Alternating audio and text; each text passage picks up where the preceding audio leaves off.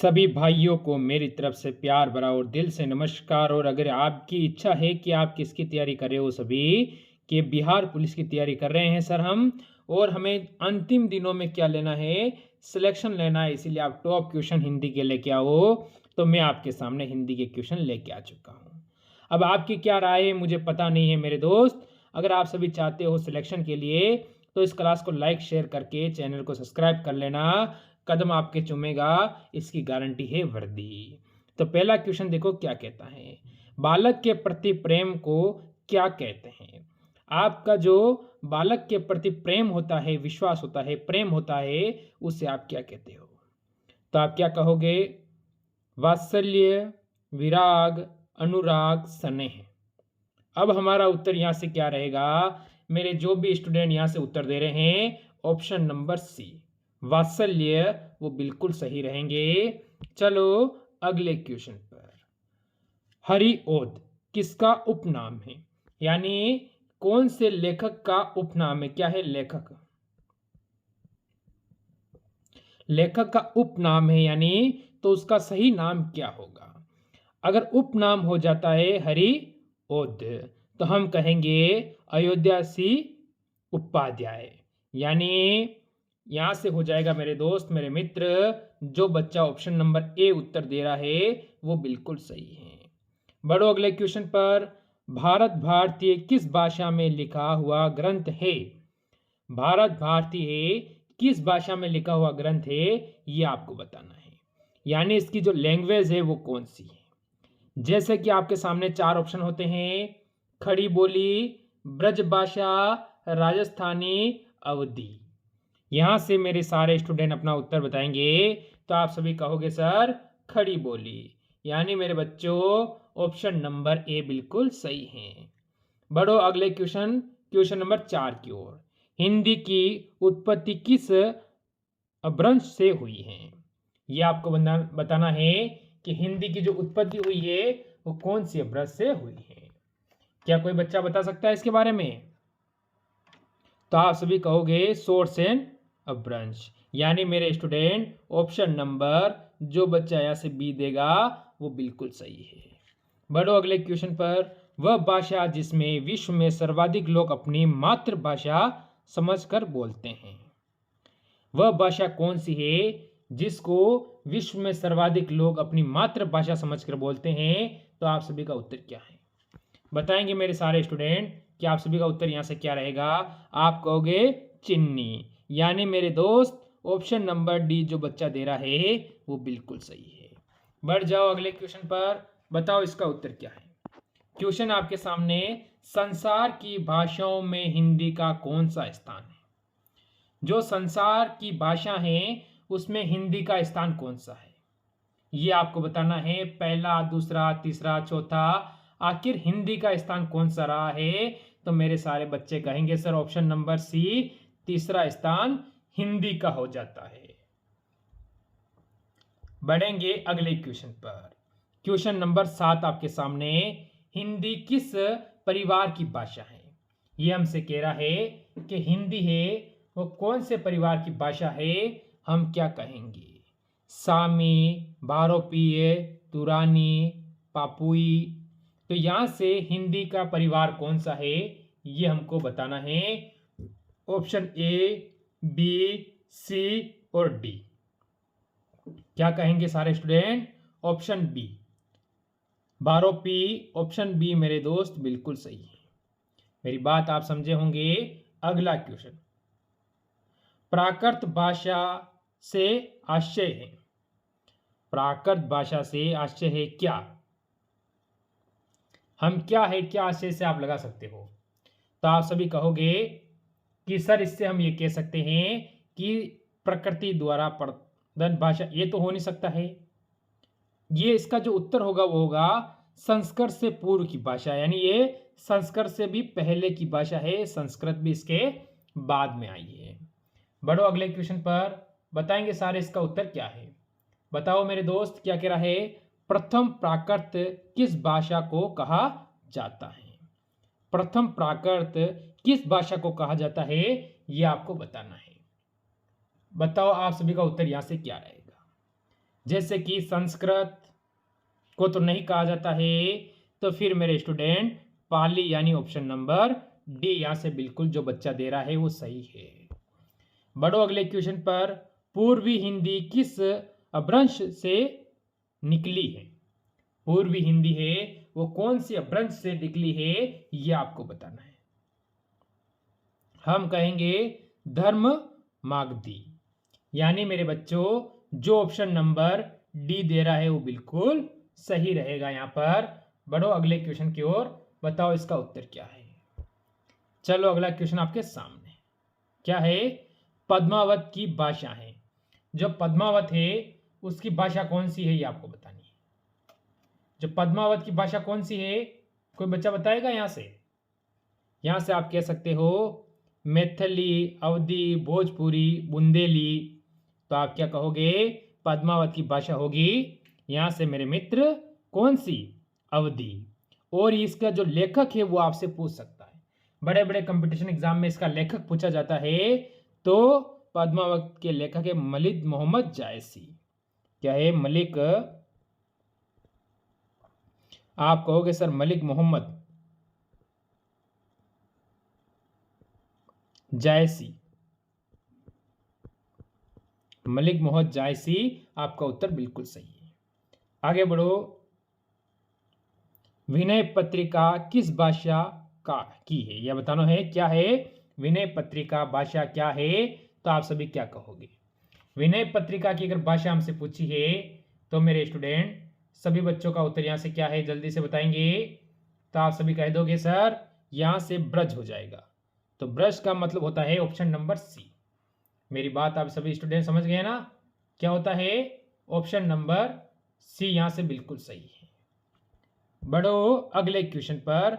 अगला क्वेश्चन आपके सामने, यानी बिहारी, बंगाली, उड़िया और असमी भाषाओं का विकास निम्नलिखित में से किसमें हुआ था, यह आपको बताना है।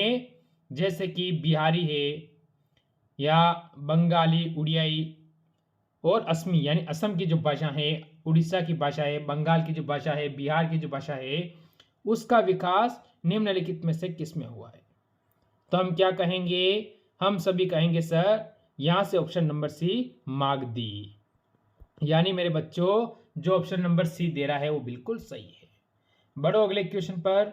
ब्रज भाषा का विकास किससे हुआ है, ब्रज भाषा है उसका विकास किससे हुआ है, ये आपसे पूछ रहा है। बताएंगे सारे अपना उत्तर यहां से क्या है। क्या सारे बच्चे सही उत्तर दे पा रहे हैं, क्या सभी का उत्तर एकदम सही आ रहा है कि नहीं आ रहा है। आप कहोगे सर आ रहा है सोर सैनी, यानी ऑप्शन नंबर सी यहां से बिल्कुल सही है। बढ़ो अगले क्वेश्चन की ओर और बताओ उसका उत्तर क्या है। ये अगला क्वेश्चन आपके सामने। क्वेश्चन नंबर 15 कहता है किसके शासन काल में ब्रज भाषा की विशेष उत्पत्ति हुई है। किसके शासन काल में ब्रज भाषा की विशेष उत्पत्ति हुई है, यह आपको बताना है। बताओ आपका उत्तर क्या रहेगा। तो यहां से मेरे बच्चे कहोगे अकबर है, जागीर है, शाहजहां है या औरंगजेब है। यानी सर्वाधिक ब्रज भाषा की जो क्या हुई है, उत्पत्ति हुई है, वो हुई है अकबर के शासनकाल। ऑप्शन नंबर ए जो बच्चा देगा वो बिल्कुल सही है। बढ़ो अगले क्वेश्चन की ओर और इसका उत्तर बताएंगे। रसराज किस रस को कहा जाता है। 16 नंबर क्वेश्चन आपसे कह रहा है कि रसराज किस रस को कहा जाता है। बताएंगे सारे दोस्त अपना उत्तर यहां से क्या रहेगा कि रसराज किस रस को कहा जाता है। तो हम कहेंगे जैसे श्रृंगार रस, श्रृंगार रस हो सकता है कि नहीं हो सकता है, करुण रस, वीर रस, हास्य रस। तो हम कहेंगे श्रृंगार, ऑप्शन नंबर ए बिल्कुल सही है। अगले क्वेश्चन पर चलो। क्वेश्चन नंबर 17 आपके सामने। अपमेय में उपमान का आरोप होने पर अलंकार होता है।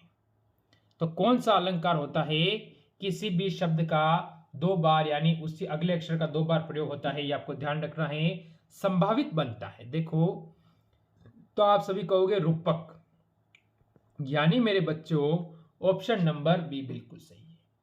क्या मेरी बात से आप सभी सहमत हैं।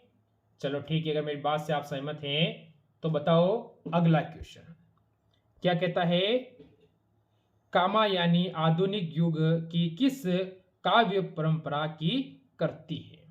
तो कौन से काव्य परंपरा की करती है ये आपको बताना है। क्या कोई बच्चा बता पा रहा है कि सर मेरा उत्तर ये है, क्या ये उत्तर सही है कि नहीं है? यहां से कोई कह पा रहा है? बिल्कुल आप सभी कहोगे कि सर छायावाद। छायावाद का मतलब होता है ऑप्शन नंबर डी। और कामायनी या इसके लेखक के बारे में अगर आपसे पूछे तो जयशंकर प्रसाद। जयशंकर, ये बिंदी है, ध्यान रखना ऊपर, प्रसाद, जयशंकर प्रसाद इसके लेखक रहेंगे। बढ़ेंगे अगले क्वेश्चन पर, बताओ इसका उत्तर क्या रहेगा मेरे दोस्त। एक और क्वेश्चन आपके सामने आया है, अवधी बोली का निम्नलिखित में से किससे संबंध है? अवधी बोली है, उसका संबंध किससे है? राजस्थानी, पूर्वी हिंदी, पश्चिमी हिंदी, बिहारी। अब अवधी बोली के बारे में इसने हमसे कहा है तो हमें उत्तर तो बताना पड़ेगा। आप सभी कहोगे पूर्वी हिंदी। अगर पूर्वी हिंदी होता है मेरे दोस्त तो ऑप्शन नंबर डी बिल्कुल सही है। कौन सा सही है? ऑप्शन नंबर डी यहां से बिल्कुल सही है। जो बच्चा ऑप्शन नंबर डी उत्तर दे रहा है वो एकदम सही है। बढ़ेंगे एक और क्वेश्चन की ओर, बताओ इसका उत्तर क्या रहेगा। ये आपके सामने क्वेश्चन कहता है 20 नंबर, प्रेमचंद्र का कौन सा उपन्यास कृतज्ञ, यानी ये कह रहा है कि प्रेमचंद्र का क्या है, उपन्यास के बारे में पूछा, जीवन का महाकाव्य कहा जाता है, यानी जीवन का महाकाव्य भी कहा जाता है, तो वो कौन सा है? तो यहां से हम कौन सा बताएं कि हमारा उत्तर एकदम सही हो जाए मेरे दोस्त। तो आप सभी कहोगे सर यहां से हो जाएगा गोदाम। गोदाम का मतलब होता है ऑप्शन नंबर सी। बढ़ो अगले क्वेश्चन पर, हिंदी साहित्य के इतिहास में गद्य काल किस युग को कहा जाता है? बताएंगे सारे कि हिंदी साहित्य के इतिहास को गद्य काल किस युग को कहा जाता है। तो हम जैसे कह सकते हैं मेरे दोस्त, यहाँ से जो भी स्टूडेंट ऑप्शन नंबर बी की ओर जा रहा है वो बिल्कुल सही है, आधुनिक काल को। आधुनिक काल मतलब ऑप्शन नंबर बी यहाँ से एकदम सही रहेगा। बढ़ो अगले क्वेश्चन पर, वीर रस का स्थायी भाव कौन सा है? वीर रस, वीर रस है उसका स्थायी भाव आपसे पूछा है, तो इसके बारे में बेसिक से जानकारी अगर आपको होनी चाहिए, पर जो इसके जो हमने क्वेश्चन हमसे पूछा है उसके आधार पर इसका उत्तर होता है उत्साह, यानी उत्साह का मतलब होगा मेरे दोस्त ऑप्शन नंबर ए। बढ़ो अगले क्वेश्चन पर, पूस की रात कहानी किसकी लिखी है? पूस की रात कहानी किसकी लिखी है? यानी अब यहां से आपके सामने 4 महान लेखकों के नाम है, जैसे कि सुमित्रा नंदन पंत, महादेवी वर्मा छायावादी कवि है, जयशंकर प्रसाद और Munshi Premchandra. Option A, B, C और डी। यहां से मेरे सारे स्टूडेंट देंगे कि आप सभी का उत्तर क्या है। तो मैं बता दूं जो डी दे रहा है वो बिल्कुल सही है, यानी मुंशी प्रेमचंद्र। आगे बढ़ो, रामचरितमानस की भाषा क्या? रामचरितमानस उसकी भाषा क्या है, प्लस उसके लेखक कौन है ये आपको बताना है। भाई भाषा के साथ साथ रामचरितमानस है उसके लेखक कौन है ये अगर आपसे पूछे तो आप कहोगे तुलसीदास।